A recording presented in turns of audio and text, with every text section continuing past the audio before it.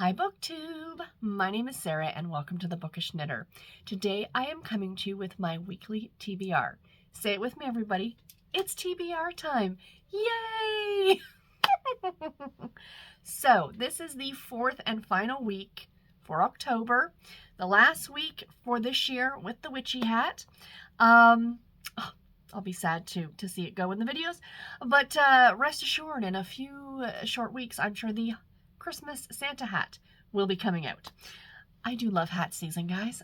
So I did my fourth and final week of doing the Spookoplathon board, which was created by Becca over at Becca and the Books. I've been doing this all month and picking 4 books a week, except for that one week when I had COVID and was running a fever and thought it would be smart to pick 6 books. I only ended up reading 4. But yeah, I'm going back to picking 4 books for this week, and I did 4 rolls, and I'm super stoked about all of the books that I've got here. So yeah, without further ado, my friends, let's jump into my spins. Okay, my friends, so let's do our first roll for this final week of Spookopoly. Give me a good number. 4. Okay, what's 4? Let's see. Let's go to our board over here. So last week we were here on this ghostly one. So 1, 2, 3, 4. Oh, pumpkin spice. What does that mean? Let's go to our board information here. Why you're giving me a pop-up there, I don't know. Bad Omen, Spooky Season Snacks. Okay, pumpkin spice. A spicy book. A book that you're excited about, might be an anticipated release or contain a favorite trope, or a spicy book. Wink wink, nudge nudge.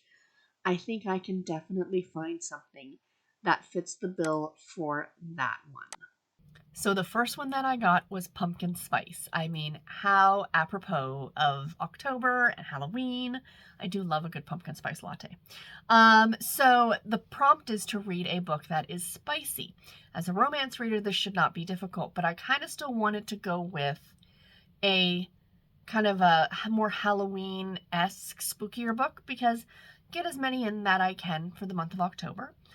And I did a search on Google for Halloween romance novels, thinking, I know that there was a bunch published on Kindle Unlimited that were like super spicy and stuff like that. And then I came across this book, and I completely forgot that, well, the whole book doesn't take place during Halloween. The beginning of it does. And I thought, you know what, that's close enough to count. And I finished reading this series last year. And as soon as I finished it, I knew I wanted to restart it and read it again. So this is the perfect excuse. So the book is Truth or Beard by Penny Reed, which is the first book in the Winston Brothers series. These are done brilliantly on audio by Joy Nash and Chris Brinkley. Joy Nash, she doesn't do all of the books. She does a good number of them. But I think Chris Brinkley does all of them. He does all the voices for all 7 of the Winston brothers and does them brilliantly, because just the way he does the voices, they all change book to book. It's fantastic. It's absolutely fantastic. So yeah, this one, that's why I'm counting this one, because it starts off at Halloween. And yeah, so I am very much looking forward to getting back to this one. So let's go on to roll number 2. Okay, friends, let's do roll number 2 of the dice. 9. Okay, let's see where 9 puts us. 1, 2, 3, 4, 5, 6, 7, 8, 9. Oh, thank goodness I did not get another big book. Most recent purchase. Oh, okay. Well, I've bought a fair number of books lately. I think it can also be a book that you've borrowed recently from the library. So maybe I'll see what my library has around. Most recent purchase. Read the book you're most recently acquired. Doesn't have to be purchased, so it can come from the library. Awesome. Okay, yay. That one sounds really fun. So roll number 2 was most recent purchase. I did not go with most recent purchase. I actually went to my library's Libby, and I kind of just started scrolling through to see what was available. And this book popped up, and I had this one from NetGalley. It's a fairly recent release, I would say, but it was available now, so I borrowed it right away. And it is, well, it's not Halloweeny, if you will. It is a cozy mystery. So, like the mystery murder, I think that fits. And the book is Murder by the Seashore by Samara Yu, which is the first book in a brand new cozy mystery series, a cozy mystery series that is actually set in Southern California in a bookshop on the beach. And for some reason, that feels very unique to me. I mean, a lot of these cozy mysteries you see are set in New England or Middle America or in, like very small towns.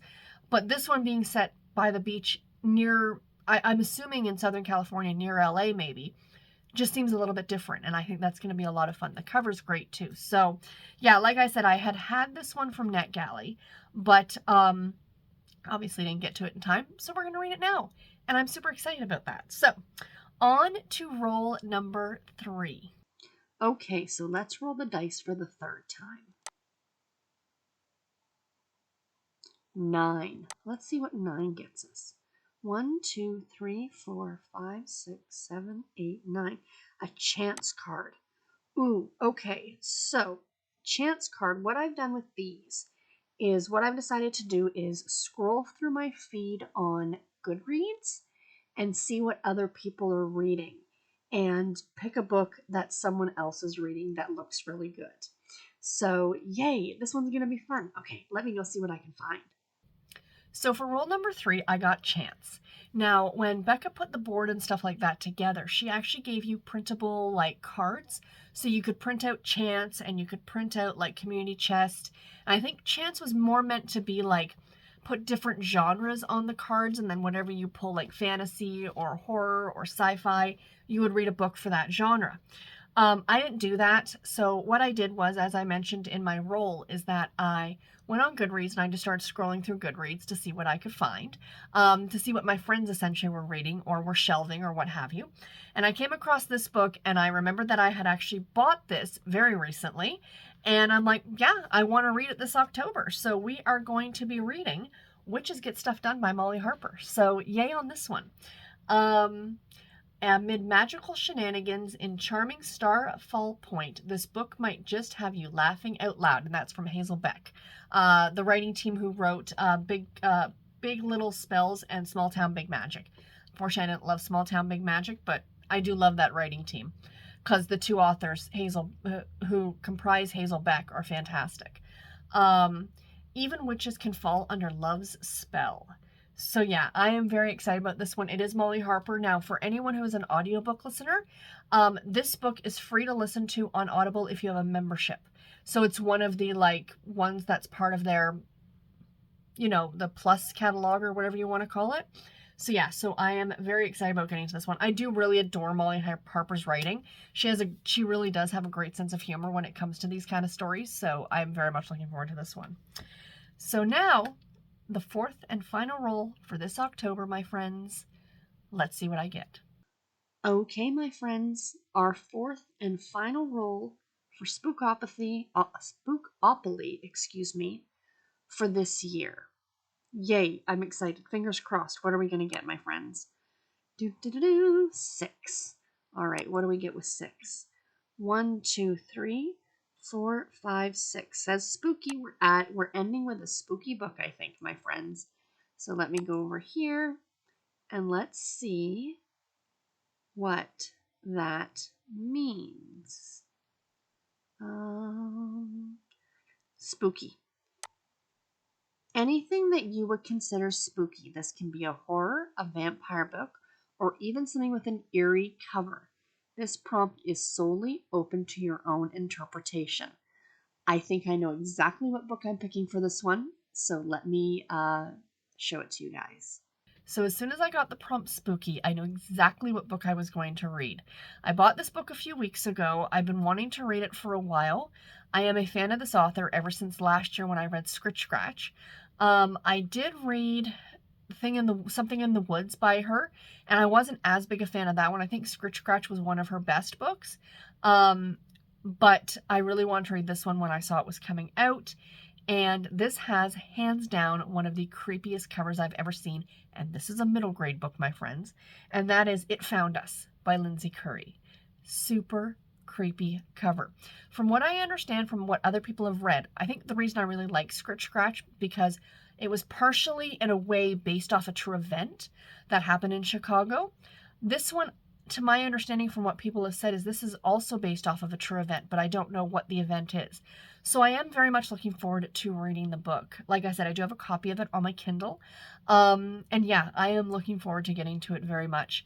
Super spooky and creepy cover. It's going to be perfect to end out the month of October. And last but not least, the one thing I haven't been sharing with you guys over the past few weeks, but I will try to be better and do that going forward, is what Babysitter's Club book I am reading that this week, like the one that I'll be reading this coming week. And that is going to be Claudia and Mean Janine by Anna M. Martin, of course. Book number 7 in the Babysitter's Club. These are the redone covers.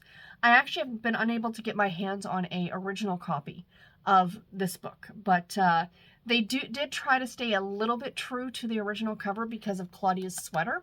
So I'm going to pop a picture of the original cover up here so you can see she's still wearing that kind of really interesting looking sweater. I really, really like that they did that. So yeah, this is basically Claudia not getting along with her older brainy sister. So yeah, anyway guys, that is it for today's video. I do hope that you enjoyed it.